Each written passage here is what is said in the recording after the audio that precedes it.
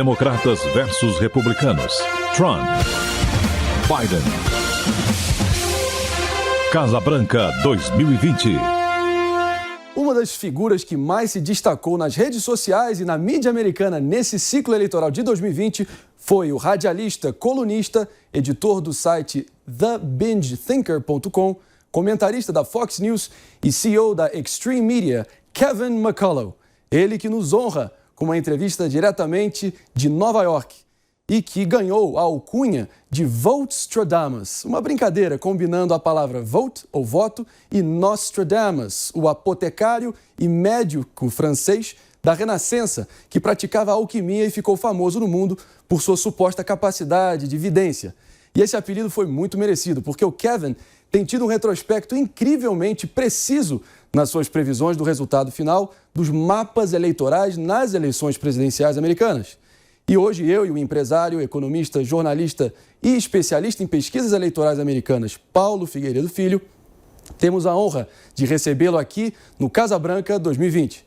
Kevin, thank you so very much for making some time in your hectic pre-election schedule to be with us here at our show in Brazil. I know I speak on behalf of our thousands of YouTube viewers that it's a major honor and a distinct privilege to have you here with us today and share your talent, your uncanny ability of accurately predicting American presidential elections and their outcomes.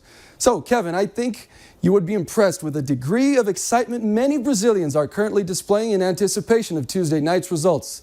And before we begin, just to give you some context, I have been leading our show here, Casa Branca 2020, which literally translates to White House 2020, ever since the party conventions ended. I've been an avid follower of American politics my whole life, and I was even a member of the College Republicans chapter at the liberal bastion of NYU when I lived and studied over there back in 2015. As you might imagine, it was no easy feat to be a conservative in that environment. And Paulo here, who's with us, he lives in Weston, Florida, and is also not only a specialist in American politics in general, but particularly fond of studying and dissecting polls in presidential elections. So before you became a star on Twitter, I'd seen you once before on Fox News' Outnumbered show with Harris Faulkner and on the Eric Metaxas show. And with that said, Kevin, I'd like just to reiterate how thankful we are for you being here with us today.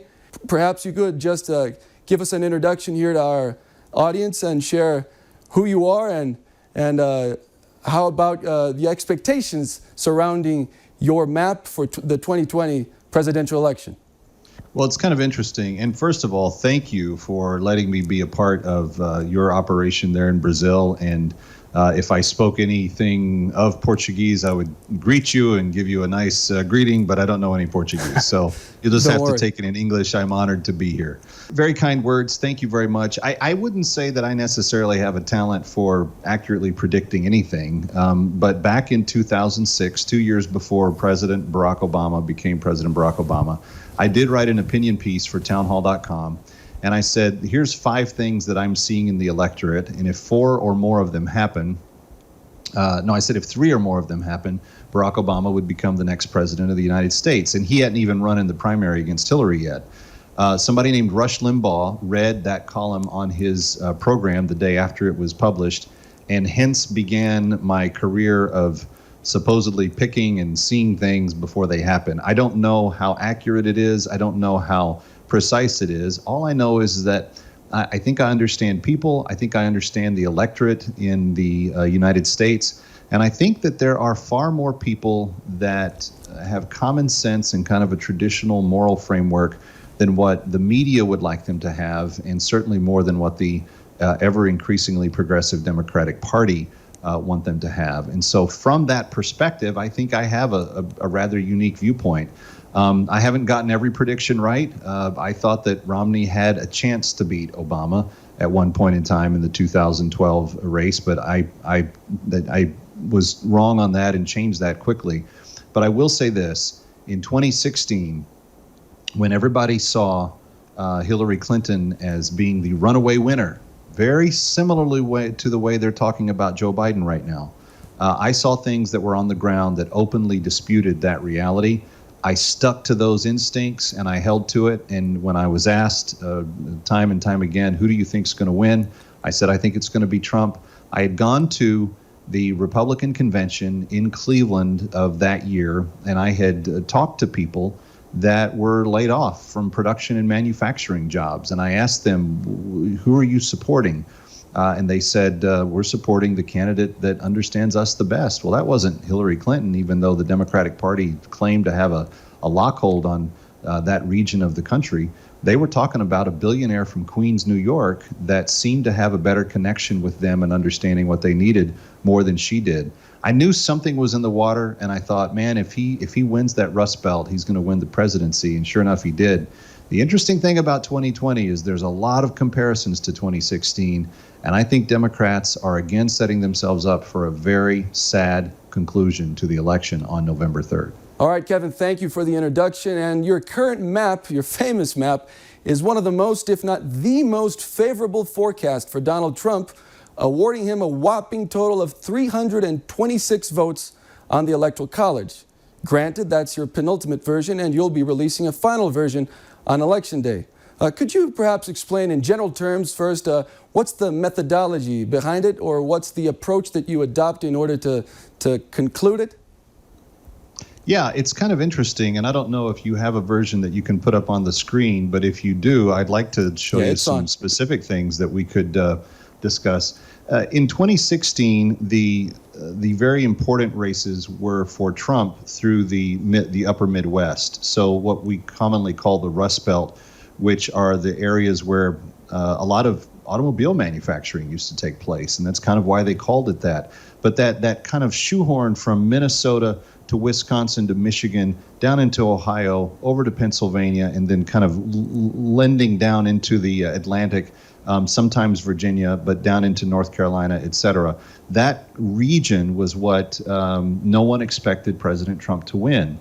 And if you look at the version that we have now, I think that I have got Michigan almost a solid win for the president. I have Wisconsin as a solid win for the president. Minnesota, he only lost by 3,000 votes in 2016. And everything that I'm seeing on the ground coming out of Minnesota is more fevered than it was then. I mean, it seems to be the passion behind the president's candidacy is unlike anything I've ever witnessed in politics. I wasn't around when Teddy Roosevelt ran, but I've been told that it's very similar to the kind of the everyday man kind of identifies themselves with Donald Trump.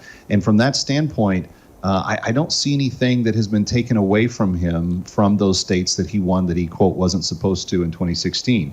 Now, in addition to that, there's a couple of other states that he's doing well in, that he's actually doing better in than he did at this time 4 years ago, Nevada being one of them. New Mexico, of all places, I think is more in play than people realize. And he's probably almost a certain lock to win Arizona. If you talk about adding all of these states with the possibility of adding the very libertarian viewpointed New Hampshire, you're talking about possibly up to 20 additional electoral votes than what he had in 2016, which is going to make Trump haters just, freak out. But Kevin, that's the way it is. If I might just interrupt you just for a second, we'll definitely be analyzing and examining on a state-by-state basis later on our interview. But okay. If you might just give us a glimpse or a general overview of what metrics do you base yourself upon? Is it sheer anecdotal evidence, or is there any? Yeah, it's a combination of things. So I do look at the media polls. I drag the media polls pretty badly publicly, and I don't think they're very reliable. But one of the things that you can spot even in the media polls is momentum shifts. So if you see that Trump is beginning to close a gap in the media polls, then he's probably doing even better in the more accurate polls. I happen to have contacts on the inside of both campaigns that have been able to give to me some information. They don't publish their internal numbers. The internal pollsters don't want their internal numbers published. They do all kinds of important decision-making based off of those numbers, from media buying to planning trips to where to send the candidate, et cetera. But the one thing I've noticed throughout this election cycle is that the two internal polling operations are coming to the same conclusions. They're both seeing the same data, and they're both telling me the same thing without knowing what the other one is saying. So it's kind of interesting that I'm getting from them a very different picture than what the media polls are saying. And then I'm also sensing that they're somewhat accurate because they're reflective of each other. But it's not just polling itself that I look at when I pick my map. I look for some other intangibles in that enthusiasm on the campaign trail. Who's drawing the bigger crowds? Who's out working and hard asking for the people's votes? Who's earnestly trying to make their case? And I've never seen a politician work as hard as Donald Trump has in these last two election cycles. I've never seen a presidential candidate keep up that kind of energy over that kind of sustained period of time. But there's other factors. What is a certain campaign doing to reach niche voters? So, for instance, does Joe Biden have some sort of strategy to go get the evangelicals that have largely left the Democrat pockets completely? He says he does, but I don't see that evidencing itself anywhere.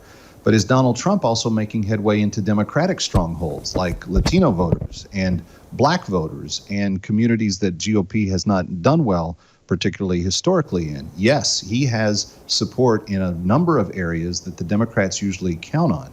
When you consider that if you change the turnout, for instance, for the Democrats from 90% support from the African American community to only 80 to 85%, that they will probably lose the race, that just that 5% change in African American votes is probably enough to cause them to lose. And then you consider that as of 2 days ago, Rasmussen has Donald Trump likely voter approval rate for the president at 46% among African Americans. Amazing. Lower polls are saying it's in the upper 30s. I've seen some polls that are in the upper 20s. Obviously, all of those numbers are eclipsing a 10% threshold.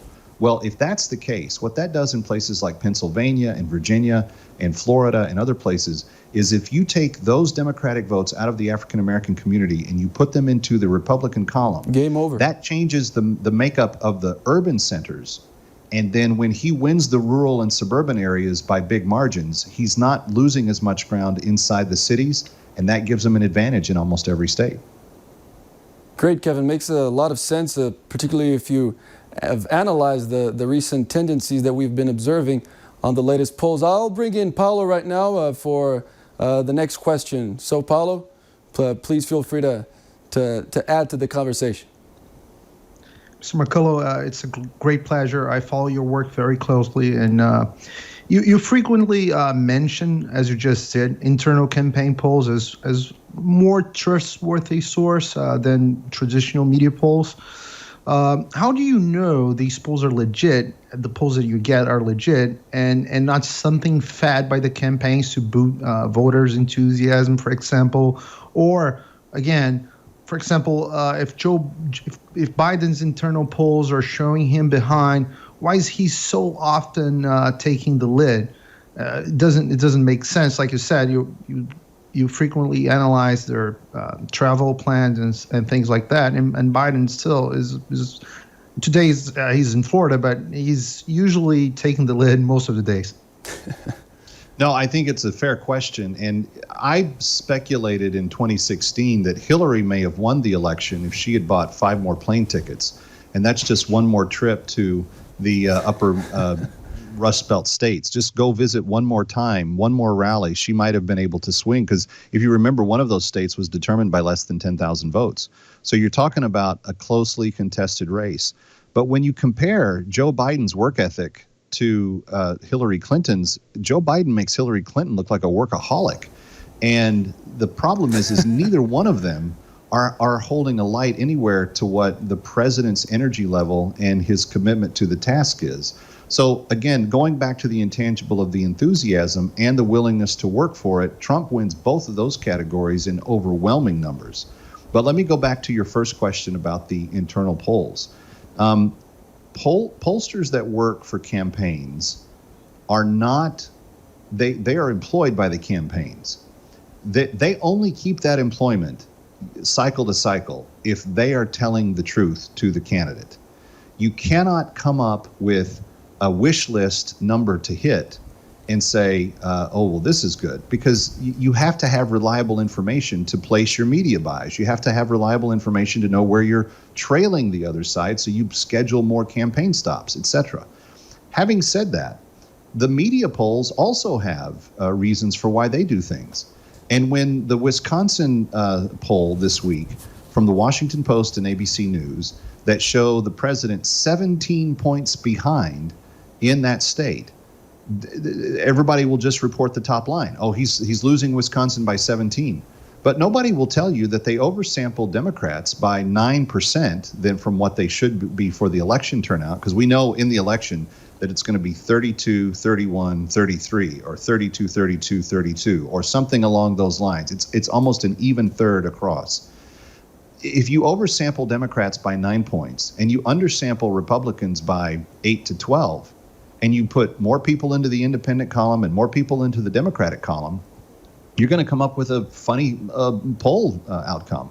And there's no way that he's losing in Wisconsin right now by 17 points. There's another poll that says they're dead even. Some of Trump's internal people say he may be ahead 2 to 3. I kind of sense that it's probably in that dead even to 2 to 3 ahead spot, which is a 20-point difference than what that ABC Washington Post poll has. Now, why would they publish something that is so widely askew? Well, media organizations, if they do want to pick a team, they can write editorial and flat out just say things about the candidate that may or may not be true. But another kind of psychological warfare that they can wage is to just depress the other side's enthusiasm. And I have had hundreds of people since my maps have been out this last month. The same way I did it in 16. I did it 1 month before, and I released one each week up to the election day. But since I've been publishing my maps, and mine show a far more favorable outcome than what the media is typically saying, I'm getting inundated with people saying, I'm so discouraged, I can't even bring myself to believe what you're saying. And I understand that, because if all you're seeing are the maps from these media organizations, and most voters don't look into the fine print and try to see what the voter sample was and if it was likely voters versus registered voters are just warm bodies. You just go out on the sidewalk and talk to anybody that's walking by. They may not even be citizens and may not even have the right to vote. Who are you supporting? Oh, I'm supporting this guy. Okay, you got him. Likely voters are people that voted in either of the last 2 election cycles, and the strongest set of likely voters are people that voted in both of the last 2 election cycles. When you start looking at those numbers, those polls go from way out here, 9-10 points difference, all the way down to a 2 to 3 point margin, even in the misweighted polls. So my encouragement is to ignore the media polls. They're good for me for one thing. I can document momentum to and from in those polls in any given snapshot. But in terms of accuracy of outcome, I don't think they're worth the paper they're printed on.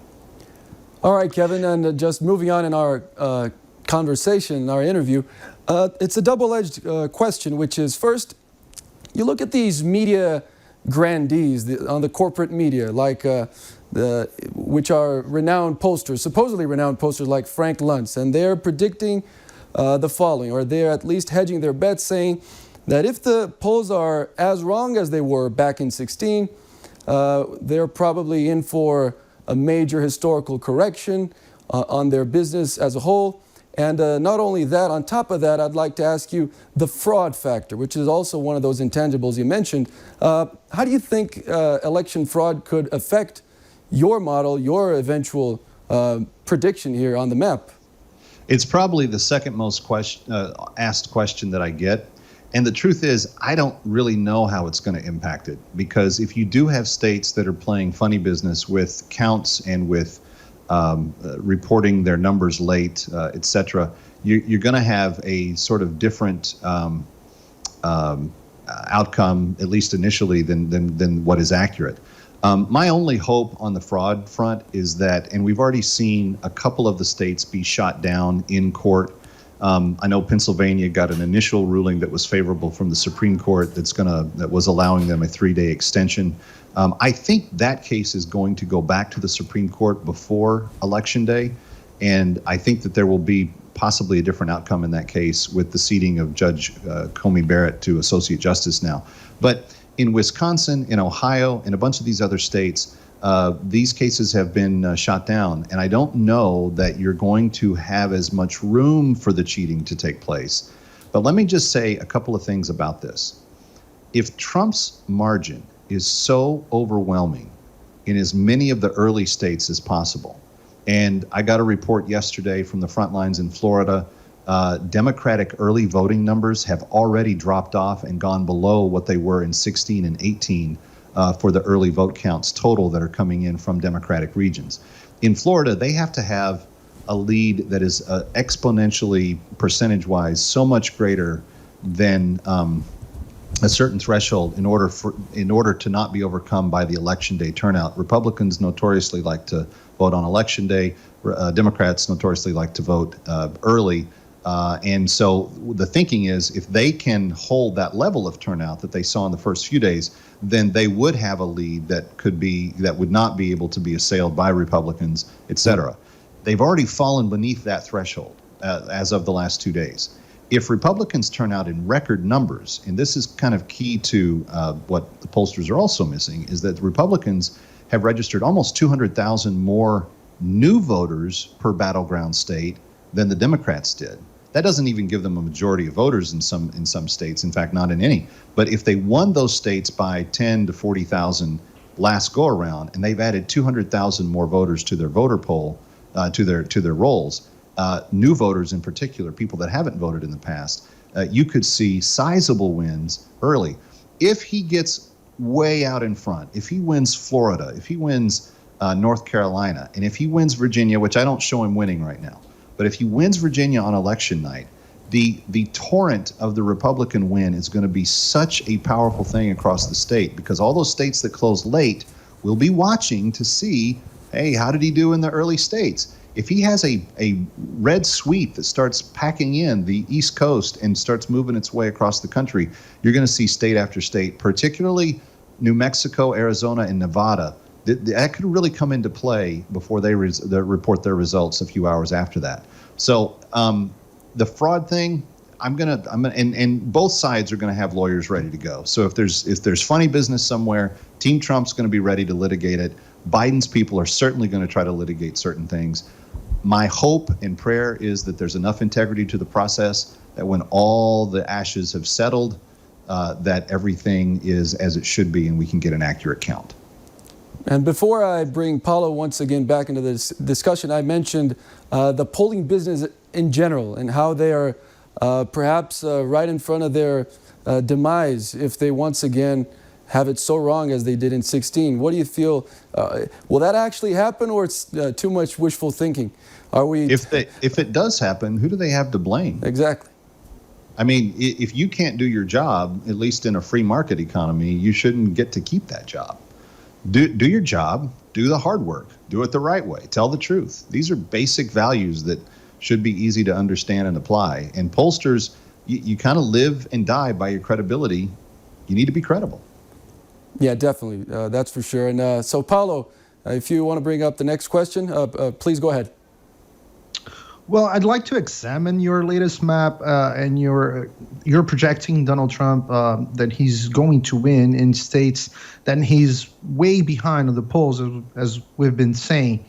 And I'd love to hear the reasoning behind this state by state a little bit in more details. If we could start with Nevada, where Hillary won by 2.4 points in 2016, and Trump is now 4.6 points behind on the RCP average. You're projecting that Donald Trump is going to retake Nevada from Democrats. Could you go in a little bit deeper on details on why do you think that? Sure. Well, a couple of reasons. One, he is actually leading in the internal polling, which is he's up about 3 points right now in Nevada. But secondly, what I talked about in terms of demographics really comes into play for Hispanics. Nevada has a lot of Hispanic voters. If he is going to carry 38 to 45% of the Hispanic vote, and people are telling me I may be low in that number, you're going to have a lot of registered Democrat Hispanic voters voting for Donald Trump.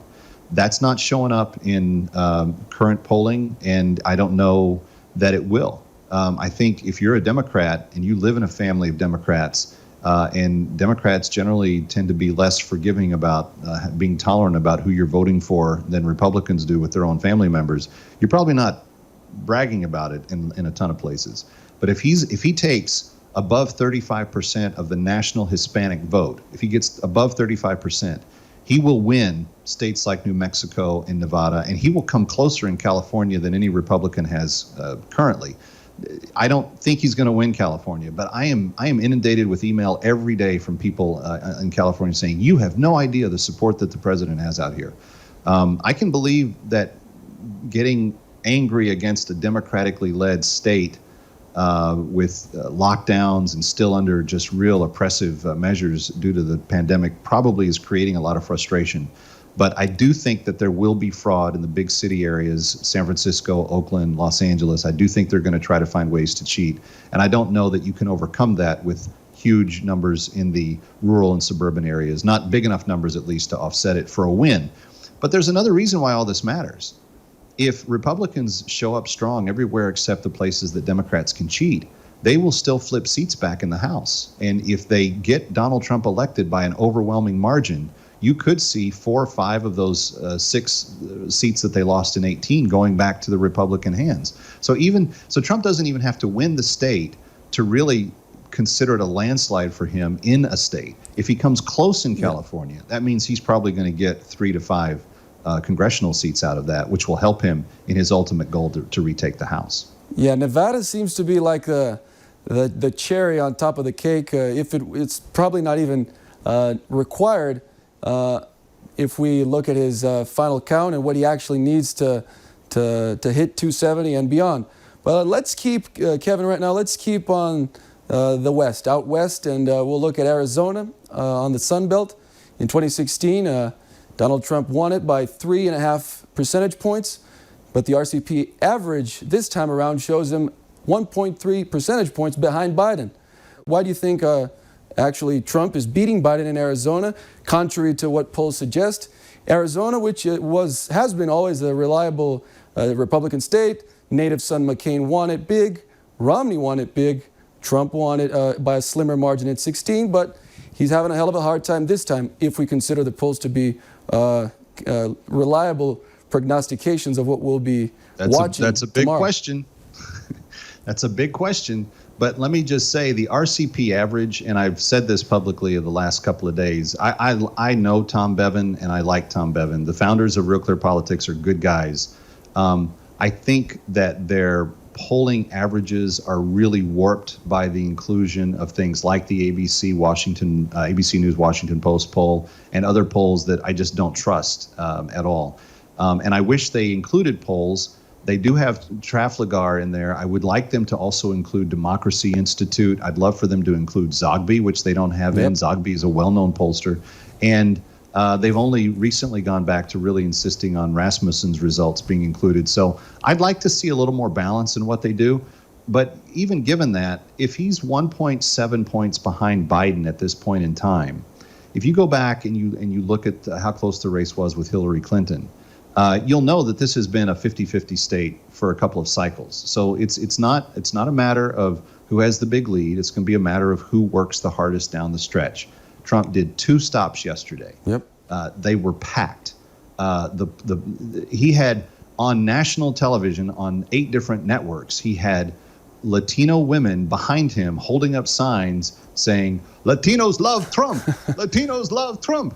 Well, that plays. I'm sorry, you're going to get some reaction to that. That's going to be seen, and people are going to say, "Oh, okay, it's cool. I can be a Latino and be okay with Trump." So I think that there's that enthusiasm gap that we're talking about again. But let me just say this: not just his internals, but a poll that came out today, and I don't have it on my phone right on the screen, or I'd pull it up. But there is a public poll that came out today. We'll put it on the screen. That now puts him up 2. In that state. So again, you can see momentum in some of the mainstream polls, even if they don't get the same exact measurement of the internals. And if you go to some of those internals polls state by state, you'll see the ones that poll on the state level, Trafalgar being one of them, being way more accurate. And he got it so right in 16. I mean, he had it more accurate than I did in terms of the final outcome. So I would say Arizona is at this point looking like a win for the president. All right, Paulo. Actually, while we were talking, the RCP just updated their average, and there's now a tie officially. All right. You see, Breaking news. That's the tendency. That's the tendency we're talking about. So, Paulo, how about you bring up the next state on our list? Well, the next state is my home state, which is Florida. It's the eternal battleground state.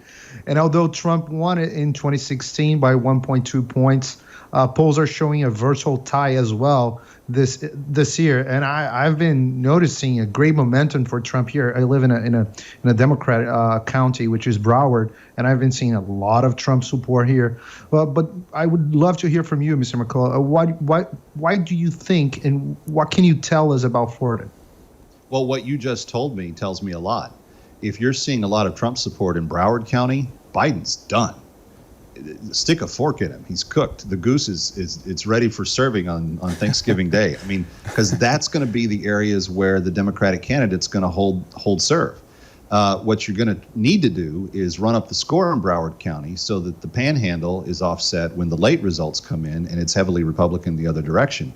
And here's my problem. And people say, oh, Kev, you're just a sycophant for the president. You can't see objectively. No, I do see objectively. And what I don't see objectively is any energy in any pocket of the country that is just exploding for Biden.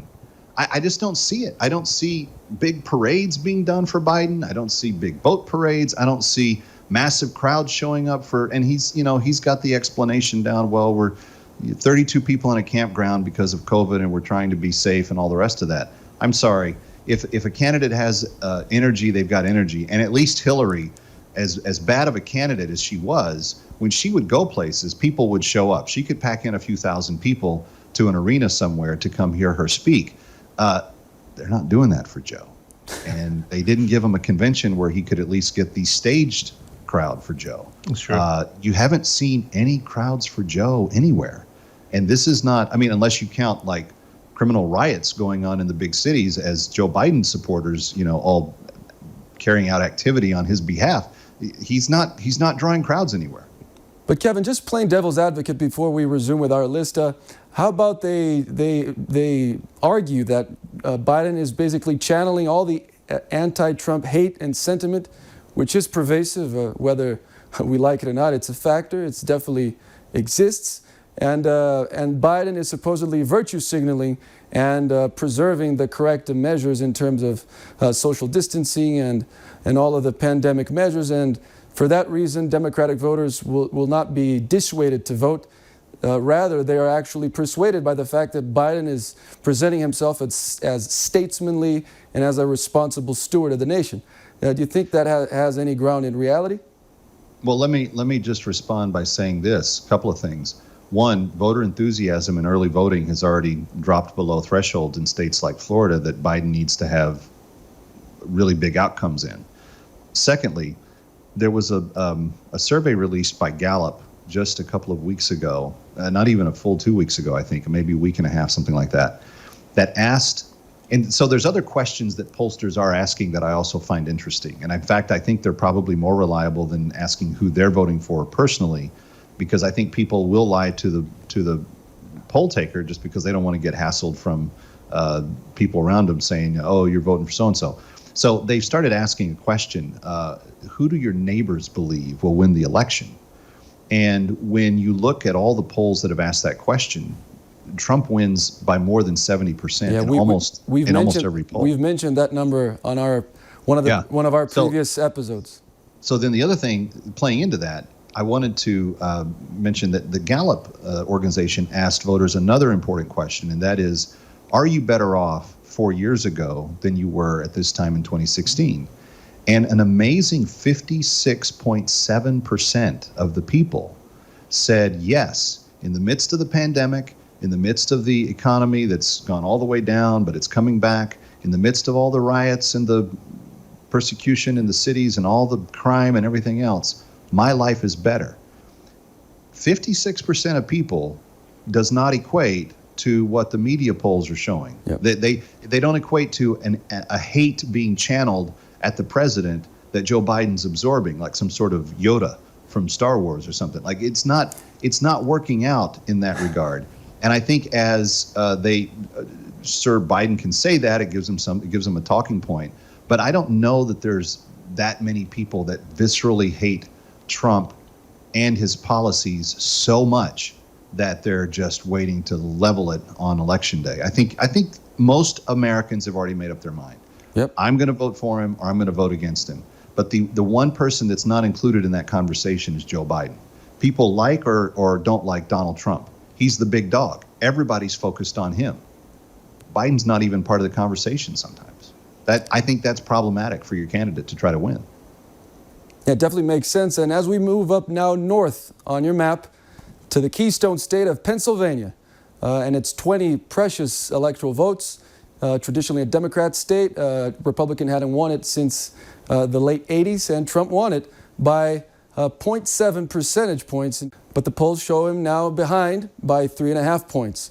It's hard to see anyone winning the election without Pennsylvania, right? And how confident are you Trump is going to be able to claim it on November 3rd? And as you've mentioned before, there's definitely a tendency that he might ride the coattails towards a victory once again, don't you think?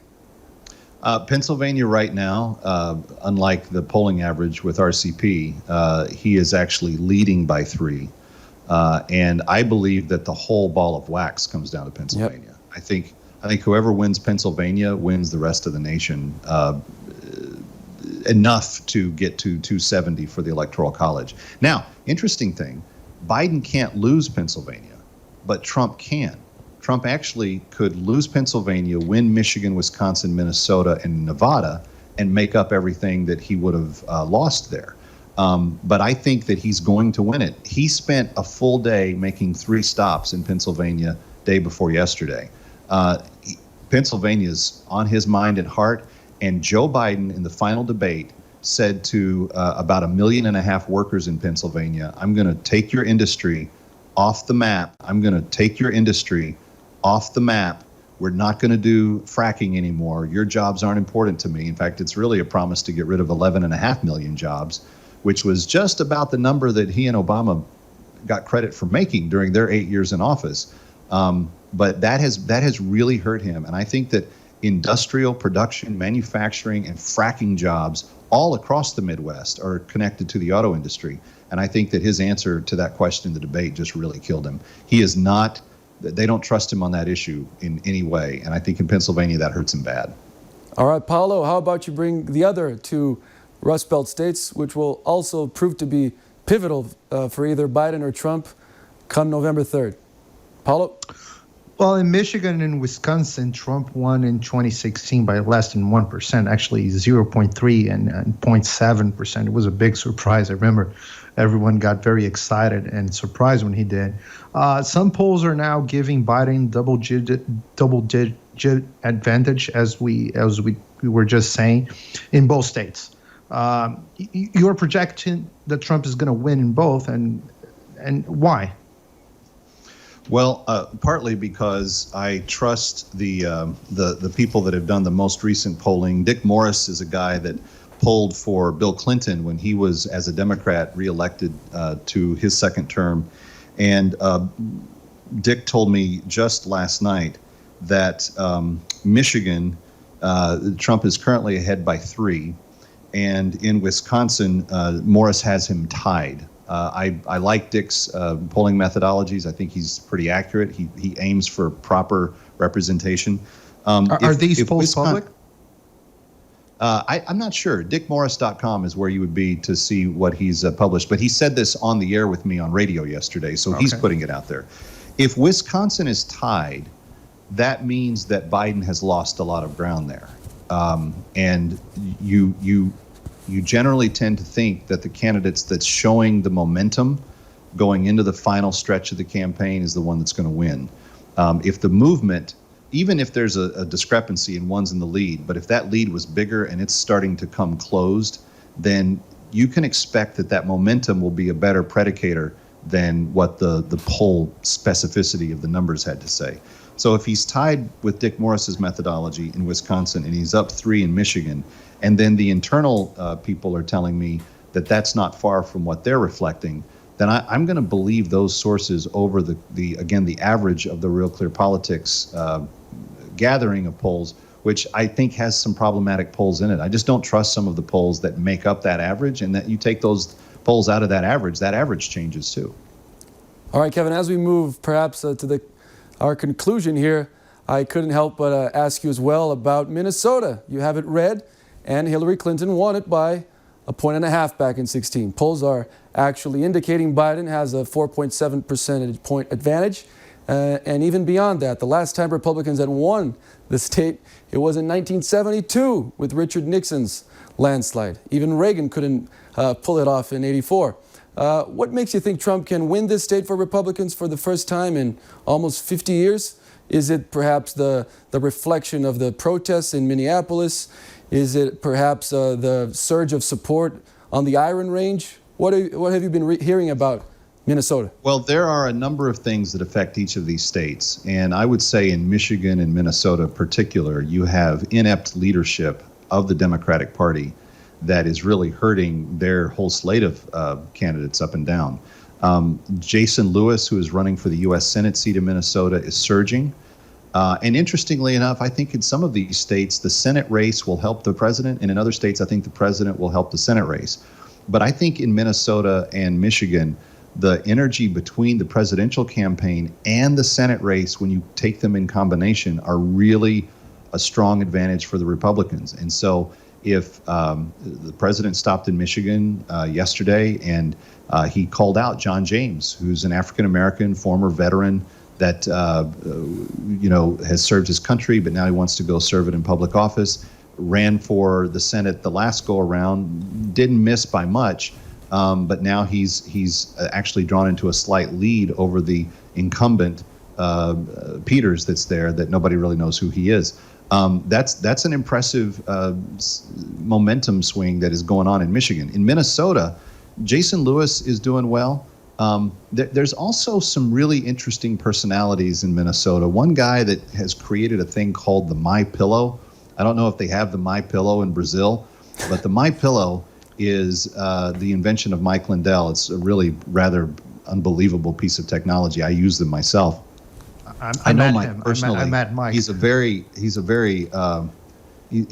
great man. People want him to run for governor. Like he's employed. He went from having 10 people working for him making his pillows. He's got more than 1,600 now. He makes the pillows in America proudly. He produces them all in America. He's a big fan of America. And of course, he's the #1 ad buyer on cable television. Well, he's the head of Trump's campaign team in Minnesota. And he tells me that every event that they hold, he's never seen enthusiasm like this. He's never seen anything like this. And, Minnesota has been a hard place for Republicans to do well. Yep. Tim Pawlenty found that out when he tried to run as a presidential candidate from there, as a former senator and former governor.